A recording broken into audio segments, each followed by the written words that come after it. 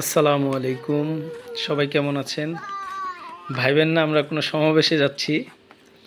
আমাদের ঈদের মধ্যে বের হওয়ার কথা ছিল সবার, তো লেটে হলেও আমরা ঈদের দিন বিকেল দিকে বের হয়েছিলাম। উদ্দেশ্য ছিল জাহাঙ্গীরনগর।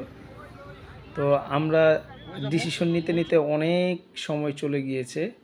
ঈদ বলে কথা, বের হতেই হবে। বের হয়েছি।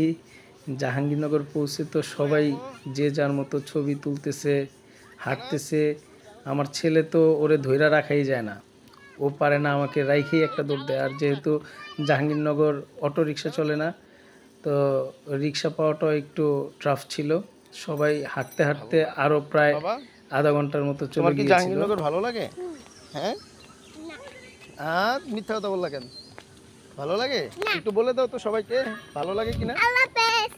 আমার ভাগ্নি, বড় ভাগ্নি তাসফিয়া। জাহাঙ্গীরনগর আমার খুব ভালো লাগে, আর প্রতি ঈদে আমি জাহাঙ্গীরনগর আসি কারণ আমার অনেক ভালো লাগে। তাই? কারণ জাহাঙ্গীরনগর অনেক গাছপালা।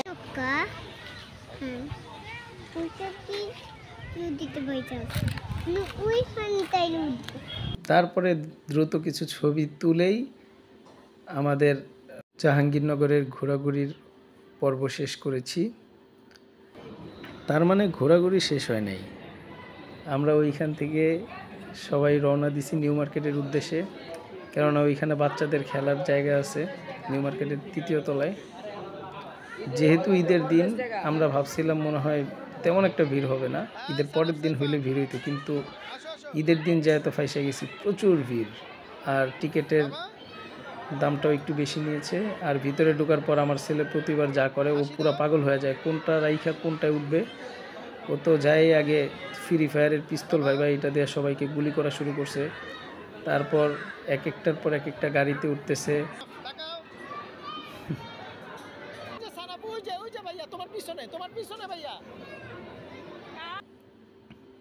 এই হলো হেলিকপ্টার ওর, এগুলো সারাদিন ভিডিওতে দেখে। আর এটা হচ্ছে ওদের একটা জোন, সব বাচ্চাদের এখানে ছেড়ে দেয়। এটা আমার রূপু ভাগ্নি, ছোট ভাগ্নি।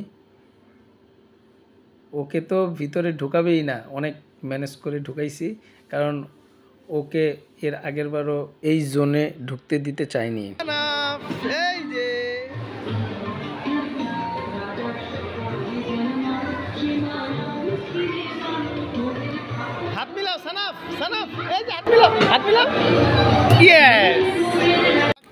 এর মধ্যে ছেলেকে একটু খাইয়ে নিলাম, কেননা ছেলেরও তৃষ্ণা পেয়েছিল।